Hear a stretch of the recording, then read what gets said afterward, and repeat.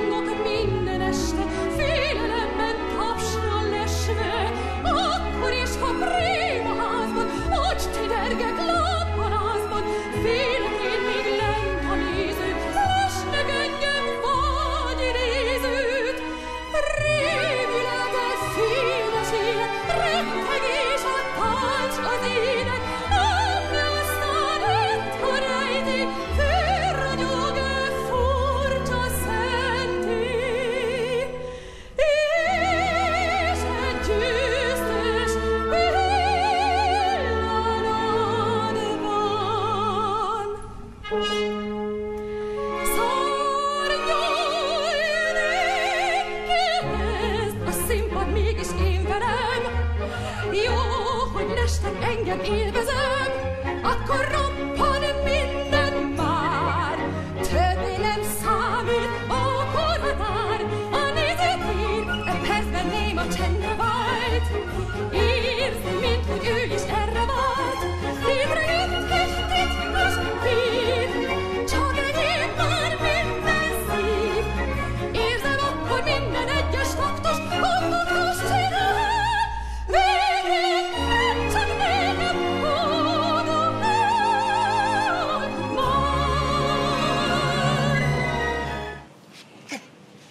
Nem könnyű az embernek kollégájáról beszélni, ráadásul szeretett kollégájáról, akivel lényegében az egész pályája párhuzamosan halad, de én most mégis megpróbálok egy ilyen beszélgetést összehozni, és nem csak baráti cseverre kell számítani, hanem a pályaívnek a csúcsairól és bizony a nehézségeiről, a kezdés nehézségeiről és az örömteli percekről is.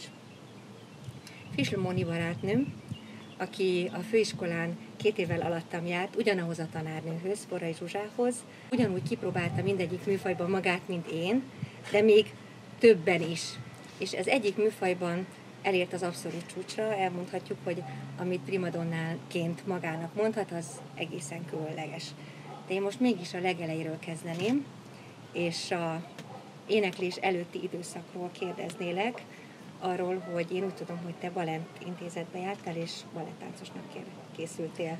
Igen, ebben sajnos most már nem sok látszik. De ez hozzátartozik, hogy de nagyon sok látszik, és mindig is nagyon sok látszott. Az biztos, hogy a színpadi mozgáskultúrában nagyon jelentős szerepe van, mert teljesen másképp mozog az az ember, aki balettot tanul. És testtudata van. Abszolút, meg a karját, a kezét, minden másképp mozgat. Tehát én ezért a kislányomat is beírattam annó balettra, de ő nem szeretett bele ebbe a dologba. Mondjuk nekünk annak idején még ugye nem voltak ezek a hip-hop, meg a mostani laza táncok. Lehet, hogyha akkor lettek volna, akkor lehet, hogy még a mai napig is azt csinálnám, mert őrületes, amit a Lara csinál, csak ámulok és bámulok, mert olyan, nem tudom, hogy honnan, de valami olyan mozgáskultúrája van, hogy... Hát gondolom, hogy azért örökölte is. De az a kérdés, hogy te örökölted-e?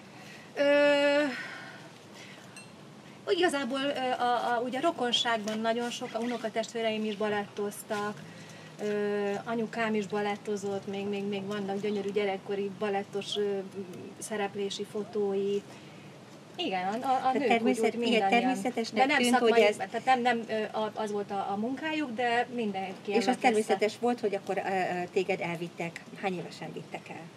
Szerintem 4. Visszateszem ezt a szemüveget, mert nem Nyugodtan. Mindenkitől elnézést, úgyis a szöveg a lényeg. Hála Istennek, gyönyörű esült a nap. Szóval az, hogy 4 éves korodban vittek el. Szerintem igen, és még ott a főiskolával szemben, a mi főiskolánkkal, igen, Szemmelweis utca. Ott a Szemmelweis utcában volt klasszikus balettújó, még az, amikor ott zongorázik a néni meg a bácsi, tudod, tehát ez az eredeti klasszikus balettórák. 4 évesen az egy nagyon pici. Hát figyelj, akkor el kell kezdeni, abszolút. És akkor megvizsgált valaki, hogy te erre fizikailag alkalmas vagy? Arra már nem emlékszem, azt tudom, hogy azt csináltam sokáig, hát azt hiszem, hogy 9 éves koromban, akkor hirdették a Magyar Rádió és Televízió gyerekkorusának felvételét. Ugye minden évben felvételi volt oda, és az a nagymamám azt találta ki, hogy oda felvételézek, mert mindig énekelgettem magamban. És a másik nagymamám pedig a táncot nyomta, és akkor egy időben... Igazuk lett. De egy időben, tehát azt hiszem, hogy 4. voltam, amikor a Balettintézetbe is jelentkeztem, meg a rádió gyerekkorusába is, és mind a kettőre fölvettek. És ezt két évig tudtam csinálni, mert egyrészt a Balettintézet iszonyatosan elijesztett, mert azt láttam, hogy azért az énekesi élet az amellett tudsz mindenféle csinálni, meg nincs úgy behatárolva időben, mint egy balettosnak az élete. Egy balettos jó esetben 35-40 éves koráig tud a szakmában a színpadon jelen lenni, utána vagy koreográfusként, vagy persze, valami mást kell találni. Másrészt meg láttam a nagyobb lányoknak a lábát minden balettúra után, hogy véresre kigyakorolva, rettenetesen elijesztett ez a dolog, meg igazából a rádió gyerekkorúsában meg rettenetesen beleszerettem. Tényleg. Az egy olyan fokú, úgy, mint közösségileg, úgy, mint szakmailag, mint zeneszeretetben, egy olyan fokú életre szóló élmény volt, ami így meghatározta az életutamat. Ugye nekünk még Csányi Laci bácsi és Botka Validia volt, mi voltunk az utolsó osztályuk egyébként, úgyhogy velünk végezték be a rádiót, de ott valami olyan hihetetlen fegyelmet és összpontosítást és tanulási módszert tanultunk meg mindannyian, és mondom, mellette olyan közösségépítés folyt, hogy a mai napig azokkal, nem is a gimnazista, meg a későbbi csoporttársaiddal vagy, hanem azokkal és ez 8 év volt tulajdonképpen, amit végigcsináltatok együtt. Nem, mert ugye én később kerültem oda, én negyedikben kerültem oda. Mert először is egyébként, előtte is zenei általános iskolába jártam, akkor még a Bakács-téri általános iskolában. Ja, oda is. Zene. Hogy édesapám hegedült nagyon sokáig, meg képzeld el, hogy ő saját kezűleg készített elektromos gitárt. Emlékszem, hogy ott volt a kis szobájának a falán az elektromos gitár. Sajnos már nem találom, szerintem anyukám valahova eltüntette. De szóval onnan jött egyébként szerintem igazából a zene őrület. Tehát neked a mai napig olyan szépen gitározik, hogyha a kezébe veszi, hogy az fantasztikus. És ez neked akkor egy teljesen természetes tevékenység volt. Tehát nem azt érezted, hogy szerepelsz. Tehát hogyha ennyire a tánc is, meg a zene is benne volt a családotokban, akkor ez teljesen simán ment át. Az, hogy egy olyan tevékenység, amit mindenki űz tulajdonképpen. Igen, de semmi nem volt. Tehát pont azon gondolkodtam én nagyon sokat, hogy a szüleim soha nem írták elő, hogy na most ezt meg kell csinálnod, ez az utat, hanem ők nagyon kinyitották nekem a világot. Tehát, hogy ott rengeteg lehetőséget megmutattak, mert a balett mellett művészi tornára, az első hangszerem az hegedű volt, bár zongorázni szerettem volna. Ebbe akartam belekezdeni, hogy a Bakács-téri zenei általános iskolába úgy mentem el, hogy én zongorázni szeretnék, de akkor még nem tudtunk zongorát venni. Aha. És akkor megláttam ott kint a rácsorgó gyerekek között, az egyik az valami rohadt nagy vonós hangszer van a kezében. Na mondom, apunak, az kell nekem. Na hát az egy nagy volt, bőgő. Úgyhogy mondta apukám, hogy az biztos, hogy nem keresünk valami kisebbet.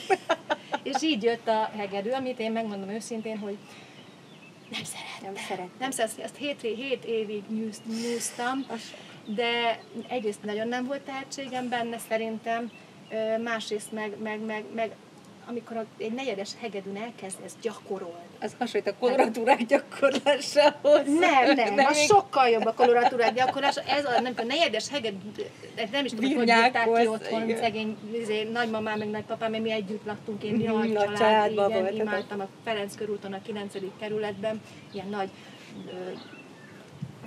polgári lakásban. Tehát én ettől is imádtam, hogy mindig mindenki együtt volt, és ez annyira más. És akkor tulajdonképpen lényegében hagytak bármihez, amihez kedved volt, hagytak, és nem irányítottak vasfegyelemmel, hanem csak egyszerűen engedték, hogy azt csináljad, amihez kedved van a művészetek. Így van. Azért vezetve is voltam, biztos nem tudatosan, vagy nem tudom, úgy nem tudatosan, hogy neked ezt kicsinálni kell, hogy nagymamám például, aki varrónő volt egyébként, például az első fellépő ruhámat is ő varta. Istenem. Emlékszem, még Barbra Streisandnak volt egy koncertje, én nagy őrületben vagyok, Barbra Streisand, az nekem a non-plus-ultra. Egyetértek veled, igen, a műfajban. Stílusban. És ő neki volt egy koncertje, és nem mondom, mama, nekem az a ruha kell, és megcsinálta annak. Egy fekete, ilyen lebernyeges, gyönyörű ruha volt, és nagyon sokáig, amíg még élt, ő varrogatott nekem, és nagyon sok ilyen fellépő ruhám van, amit ő csinált nekem.